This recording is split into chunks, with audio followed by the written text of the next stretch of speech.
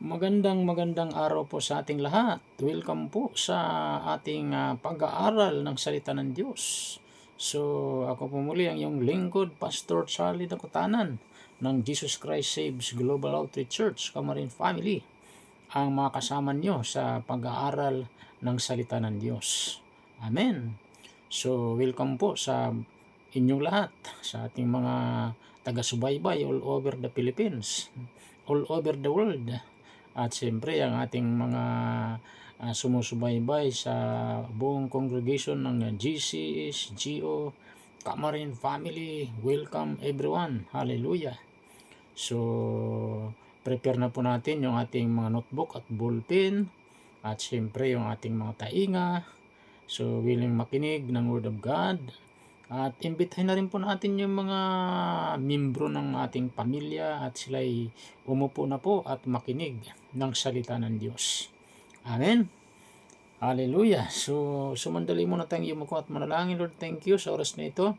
Pinagkakatiwala po namin sa iyo ang pag-aaral namin at salita.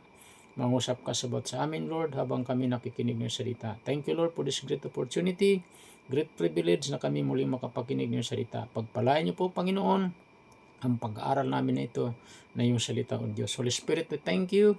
We acknowledge you kayo ang aming great teacher sa oras na ito. In Jesus' name, Amen. Amen. Okay, so buklatin natin ang ating Bible sa ating foundation verse sa book of 2 Corinthians 12 verse 9. So sabi dito, sabi po sa English, basahin po muna natin sa English, sabi dyan, and he said to me, my grace is sufficient for you, for my strength is made perfect in weakness.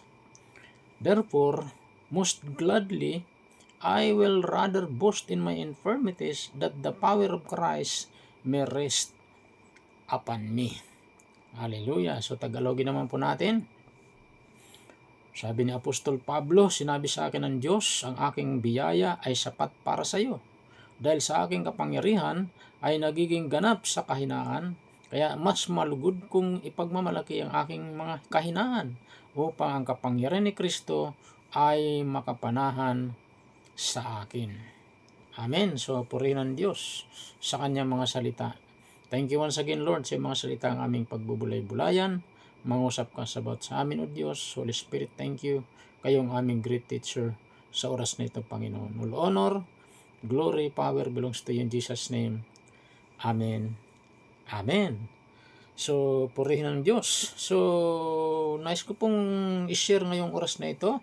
Pinamagatan ko po, ang title ng ating pag-aralan ay Finding Strength in Weakness.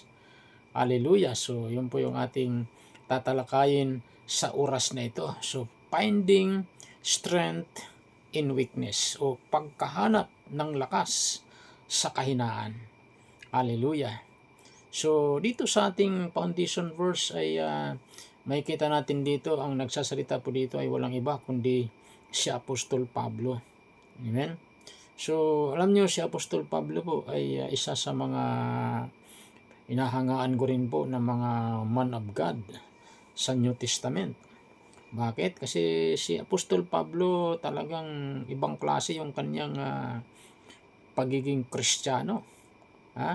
Talagang hindi siya sumuko kahit na maraming pinagdaanan siyang mga pagsubok sa kanyang buhay. Hallelujah. Kaya sabi nga ng Bible, talagang dumanas siya ng katakot-takot na problema sa buhay niya. Siya'y pinalo ng mga Hudyo. Just imagine na 39 times 5, napakaraming pagpalo na yan, malalakas. Marami siyang pinagdaanan sa buhay niya pagkatapos niyang ma-convert into Christianity. So, kung titingnan natin yung istorya ni Apostol Pablo, kung paano siya na-convert into Christianity, makikita natin yan sa book of sa aklat po ng Acts. Okay, sa book of Acts chapter 9. So makikita natin diyan yung buong chapter diyan, basahin niyo po yan. So makikita natin diyan how Apostle Paul, kung paano na-convert siya into Christianity. Amen. Na dati siya ay mamamatay tao, dati siya ay kanyang pinipersecute yung mga Kristiyano in that time. Okay, so hunuhuli niya at pinapatay niya. So ganyan po ang buhay ni Apostol Pablo noong panahong yun. Pero talagang may plano ang Diyos sa buhay niya. At na-encounter niya ang Panginoon sa Book of Acts chapter 9. So habang siya naglalakad sa Damasco at ang pakay niya ay hulihin yung mananampalataya, ay mayroon pong nagsalita mula sa langit nang sabi, "Saulo, Saulo, bakit mo ako pinag-uusig?" Ha? At sumagot si Pablo, Saulo, sabi, "Sino po kayo, Panginoon?" Ang sabi na nagsasalita, "Ako si Jesus na iyong pinag-uusig." Okay, so sa panahong yun ay sa madaling salita, si Apostol Pablo po ay na-convert into Christianity. Na-born again siya. Hallelujah. So, purihin ng Diyos. So, dati siya'y masigasig para hanapin yung mga Kristiyano upang kanyang pahirapan. Hallelujah. Pero, nung makonvert siya into Christianity, siya po ay matindi ng masigasig din. Masigasig pa rin, pero iba na po.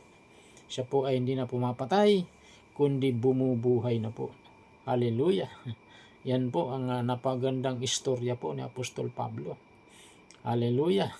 So, kaya makikita po natin sa Apostol Pablo, after ng kanyang conversion, siya po ay naging masigasig na naglilingkod sa Panginoon. At sa kanyang paglilingkod sa Panginoon, katakot-takot ang mga dinanas niyang pagsubok. Katakot-takot ang mga dinanas niyang mga paghihirap. Hallelujah. Persecution. So, pinersecute po siya. Pero ganun pa man, hindi po siya sumuko. Kaya nabanggit po niya sa kanyang panalita dito, sabi niya, "And he said to me, My grace is sufficient for you, for my strength is made perfect in weakness." Yan. So nangusap po sa kanyang Panginoon. Kaya sabi ni Paul, "Therefore must gladly I will rather boast in my infirmities, that the power of Christ may rest upon me." Hallelujah. Hallelujah. So, yun po, nakatakot-takot na pagsubok ang mga dinanas niya. Pero sinabi ng Diyos sa kanya, "Ang aking biyaya ay sapat para sa iyo. Dahil sa aking kapangyarihan ay nagiging ganap sa kahinaan. Kaya't mas malugod kong ipagmamalaki," sabi ni Paul, "ang aking mga kahinaan upang ang kapangyarihan ni Kristo ay makapanahan sa akin." Hallelujah. Kaya sa oras na ito, ang ating pong pag-uusapan ay finding strength in weakness. Amen. So sa panahon ng ating mga panghihina o kahinaan, sa panahon na tayo nakaranas ng mga iba't ibang mga pagsubok sa buhay natin, saan tayo makakahanap ng lakas? Hallelujah. Purihin ng Diyos.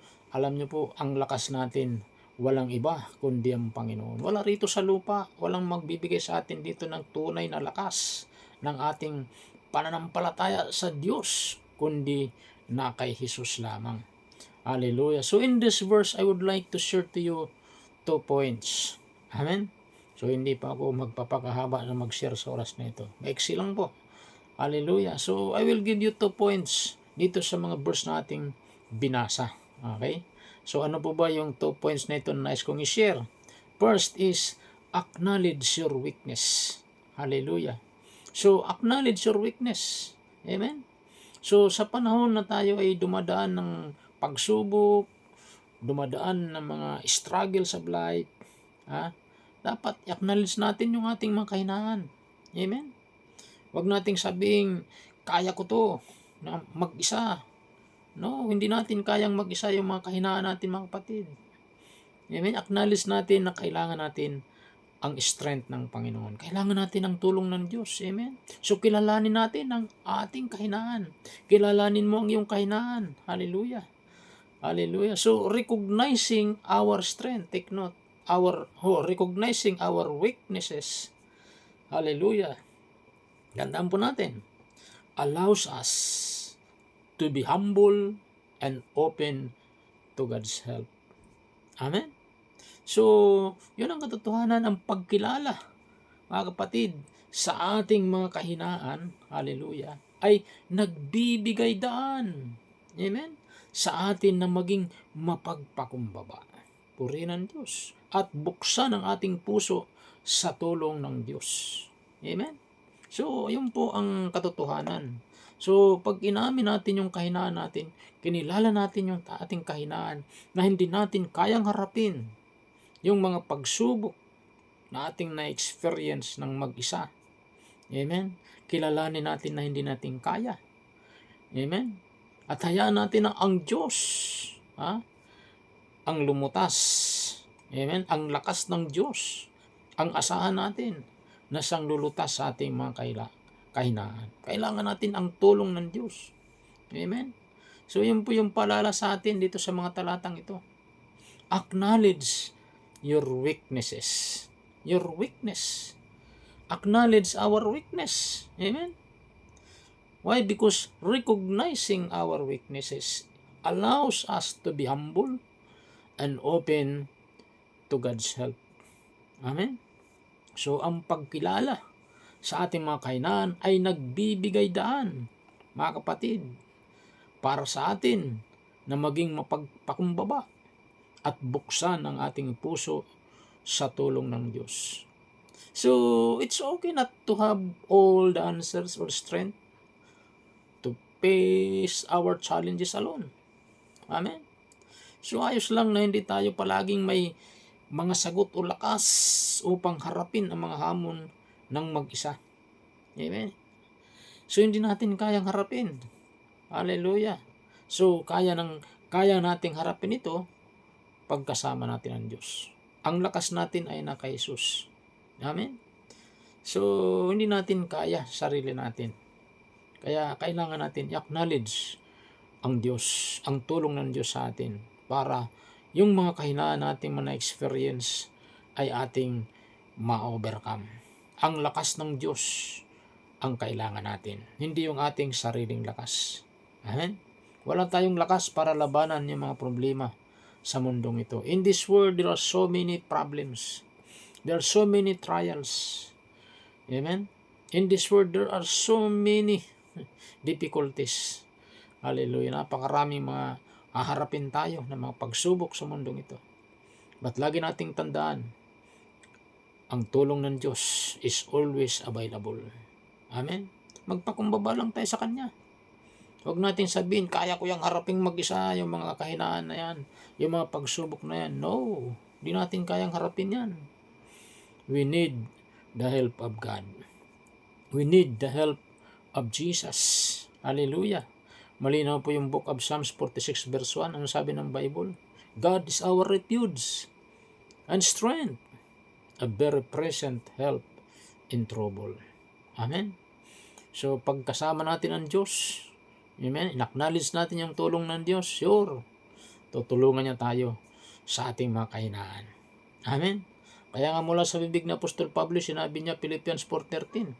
Anong sabi ni Paul? I can do all things through Christ, which strengtheneth me. Amen? So sabi ni Apostol Pablo, magagawa kong lahat ng bagay dahil kay Kristo na nagpapalakas sa akin. Amen? James 4 verse 7 sabi, James 4 verse 6 sabi ng Bible, ngunit nagbibigay ang Diyos ng mas malaking biyaya. Kaya't sinasabi, sumasalungat ang Diyos sa mga palalo, ngunit nagbibigay ng biyaya sa mga nagpapakumbaba o mapagpakumbaba. Amen? So, ibig sabihin, sumasalungat, hindi gusto ng Diyos yung palalo. Galit ang Diyos sa mayabang. Amen? Yung mga ayaw tumanggap ng tulong. Amen? For example, nandyan na nga, willing ka na nga tulungan, sabi mo, ay, hindi ko kayang tulong mo, o hindi ko gusto tulong mo. No, kaya ko ito mag-isa. Ha? So, for example, na nadaanan ka at mayroon kang kaibigan na willing tumulong sa iyo, nagbubuhat ka ng malaking container, ha? Buhat-buhat mo, tapos sabi mo, o sabi ng kaibigan mo, ako na lang magbubuhat niyan, tulungan kita. Tapos sabi mo, hindi ko na kailangan tulong mo, kaya ko ito. Ha? So, nagmamalasakit yung kaibigan mo, ayaw ka namang magpatulong. So ang ibig sabihin po nun ay pagpapalalo o kayabangan. So gusto ng Diyos tayo ay maging humble. Amen. So si Lord ay hindi natutuwa sa mga mayabang o mapagmataas. Sumasalungat ang Diyos sa mga palalo. Pero sabi ng Panginoon, nagbibigay naman ang Diyos ng biyaya sa mga mapagpakumbaba. Kaya pag nagpapakumbaba tayo sa harapan ng Diyos, pupuspusin tayo ng biyaya ng Diyos. Hallelujah. Okay, point number 2 dito sa ating foundation verse sa book of 2 Corinthians 12 verse 9. Rely on God's grace. Amen. So rely on God's grace. Ano ibig sabihin ng rely? Pagtiwalaan, asahan. Okay? So pag sinabing rely, ibig sabihin pagtiwalaan. Ha? So asahan, manangan. Yun ang ibig sabihin ng rely. So saan? So pagtiwalaan natin, asahan natin, alin? Ang biyaya ng Diyos. Amen. God's grace is sufficient for you. Yun ang sabi ng Diyos. Ang biyaya ko'y sapat na sapat sa iyo. Amen. Purihin ng Diyos. So God's grace empowers us in our weakness. Hallelujah. Take note, God's grace empower us in our weakness. Ang biyaya ng Diyos ay nagbibigay lakas. Nagbibigay ng kapangyarihan sa ating kahinaan. Amen? So, tandaan po natin, when we depend on Him, sinong Him? God, Jesus. His strength becomes evident in our lives. Amen? So, kapag umasa tayo sa Kanya, sa Panginoon, hallelujah, ang Kanyang lakas, mga kapatid, ay nagiging maliwanag sa ating mga buhay. Hallelujah. Yun ang katotohanan. Kaya napaka-importante po na tayo po ay mag-rely sa biyaya ng Diyos. The enabling power of God. Hallelujah. God's grace is sufficient for you. God's grace is sufficient for me. God's grace is sufficient for us. Hallelujah. Amen. So when we depend on Him, His strength becomes evident in our lives. Amen. And this is a reminder that are never alone and that His support is always available. Hallelujah. Purihin ng Diyos yung isang paalala na hindi tayo nag-iisa. Purihin ng Diyos. At ang Kanyang suporta ay palaging naririyan. Kapatid, hindi ka nag-iisa sa mga kahinaan na iyong nararanasan. Hindi ka nag-iisa sa mga problema ang iyong nararanasan. Amen? Hindi ka nag-iisa, kapatid. Ha? Ano man ang problema mong kinakarap ngayon, tandaan mo, ang Diyos ay willing sumuporta sa atin. Pinapalala ito sa atin ng Panginoon. This is a reminder that we are never alone. Amen? And that His support is always available. Always available ang support ni Lord. Amen? Maaring suportahan ka ng kaibigan mo, kakilala mo, pero wala, ano lang yan. Temporary lang. Isang bisis, suportahan ka. Pero dati ang parang pagsasawaan ka. Pero si Lord, ang support ni Lord, unlimited. Hindi tayo pagsasawaan ng Diyos, mga kapatid. Amen? Kaya kung walang-wala ka ngayon, kapatid, huwag kang mag-alala. May miracle si Lord. Amen? Walang-wala kang pera. Walang-wala ka sa lahat. Tandaan mo, may Diyos tayong naghihimala. Amen? He will provide all our needs. Philippians 4:19, ano sabi ng Bible? But God shall supply all my needs, sabi ni Paul, according to His riches and glory in Christ Jesus. Hallelujah. Purihin ng Diyos. Isaiah 40 verse 29, sabi ng Bible, binibigyan niya ng lakas ang pagod at pararamihin ang kapangyarihan ng walang lakas. Amen? So yung walang lakas, pararamihin ng Diyos yung kapangyarihan. Yung mga pagod ay bibigyan niya ng lakas. Amen? Hallelujah. Kaya wala tayong dapat ipag-alala. Mayroon tayong Diyos na sumusuporta sa atin. So ano man mga kahinaan natin sa buhay natin, ano man mga struggles natin, mga problema natin, lagi nating tandaan, hindi tayo nag-iisa. Kasama natin ang Diyos. Amen? Nandyan lang siya palagi. Ano lang dapat natin gawin? Magtiwala sa Kanya. Amen? So sa ating pagkatapos, mga kapatid, I encourage everyone. Amen? To embrace, okay, your weaknesses today and invite God's grace to strengthen you. To strengthen you. Amen? So, may mga kahinaan natin, di natin makakaila yan. Pero lagi nating tandaan, ang Diyos natin ay nariyan. Invite natin ang grasya ng Diyos. God's grace, ang grasya ng Diyos ang siyang magpapalakas sa atin. Kaya sabi ni Paul, your grace is sufficient for me. Amen? Purihin ng Diyos. Kaya sa oras na ito, simple lang pong gagawin natin. Kung tayo humaharap ng mga pagsubok, marami tayong nangihina tayo dahil sa mga pagsubok na dumarating sa ating buhay. Sabay-sabay ang mga bayarin, Meralco bill, PLDT bill, water bill, bill. So lahat na ng bill na dumarating, lagi mong tandaan, the grace of God, the help of God is always available. Amen? So ano lang kailangan natin gawin? Magtiwala sa Diyos. Acknowledge natin na hindi natin kayang ma-overcome yung mga problema ng ating kinakarap kung wala ang tulong ng Diyos. Amen? So purihin ang Diyos. So tayo po ay manalangin na.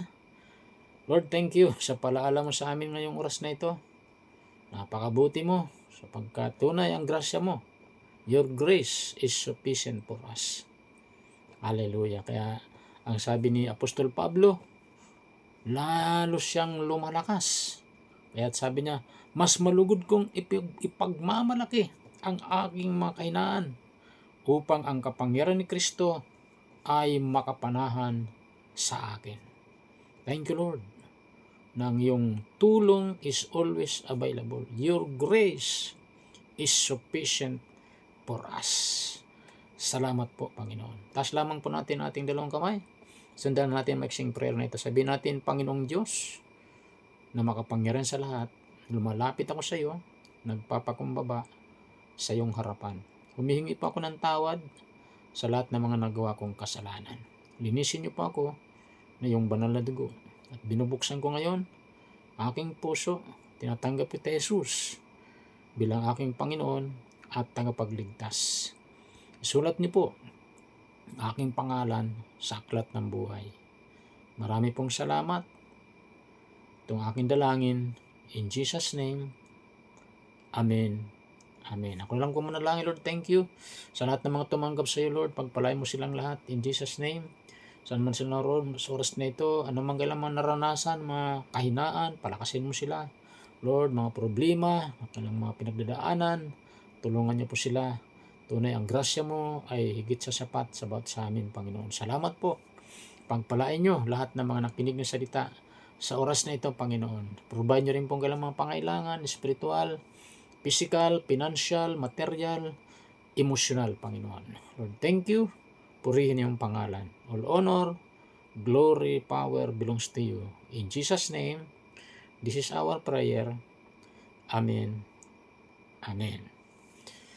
Purihin ang Diyos. Hallelujah. So, mapalad po kayo na mga nakinig ng salita ng Diyos sa oras na ito. So, bago tayo mag-closing prayer, so mga ilang paalala lang po. So, ang Jesus Christ Saves Global Outreach Church Camarin Family ay nagpapatuloy po yung ating midweek service every Thursday, 6:30 p.m.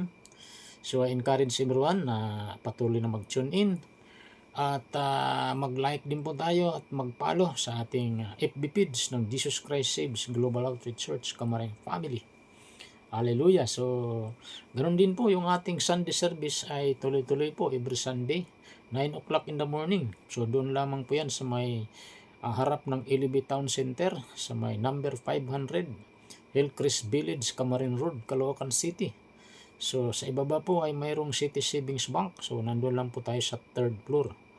Hallelujah. So, I encourage everyone na tayo po ay dumalo. So, dalhin nyo po ang inyong mga mahal sa buhay at mga friends. Hallelujah. Tuloy-tuloy rin po ang ating panalangin every Saturday. So, 8 or 8:30 in the morning. So, I encourage everyone na manalangin tayo. Lalo na sa bayan nating Pilipinas. Tuloy-tuloy natin pag-pray at ang buong mundo. Hallelujah. So, tuloy-tuloy rin po ang ating panalangin din po sa pamagitan po ng ating online. So, every Wednesday, so 8 p.m. ang ating pong panalangin through Google Meet. Okay?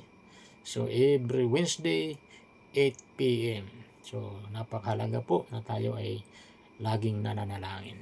Maraming salamat sa oras na ito, sa time na yung pinagkaloob. So, tayo po ay magko-closing prayer na. Panginoon, salamat po sa lahat po ng mga nakinig ng salita sa oras na ito. Pagpalay mo silang lahat.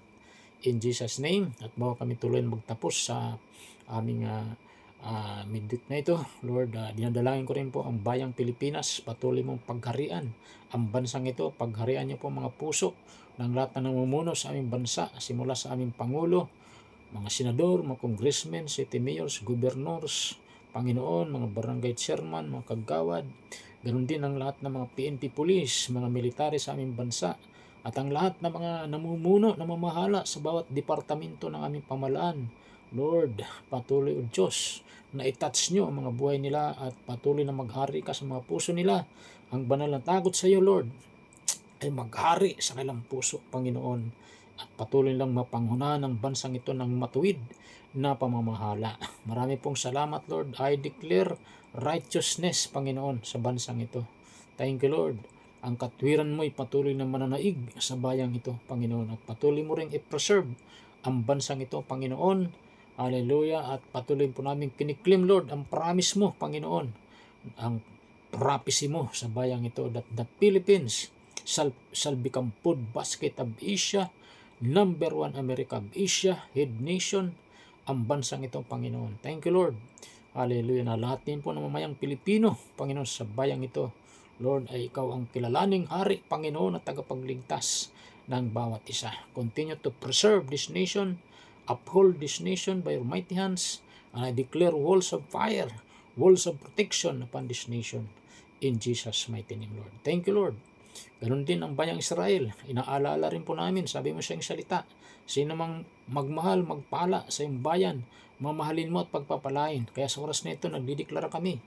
At nagdideklara kami ng pagpapala, kapayapaan, proteksyon sa bayang Israel, O Lord. Salamat po, Diyos, Panginoon. Pagpalain niyo po ang bayang Israel. In Jesus' mighty name, Lord.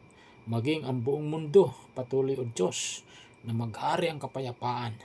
In Jesus' mighty name, Lord. Purihin ka. All honor, glory, power belongs to you. In Jesus' name, this is my prayer. Amen. Amen. Amen. Purihin ang Diyos. So, God bless po sa lahat. Hallelujah. Pagpalain tayong lahat ng Panginoon. Bye-bye.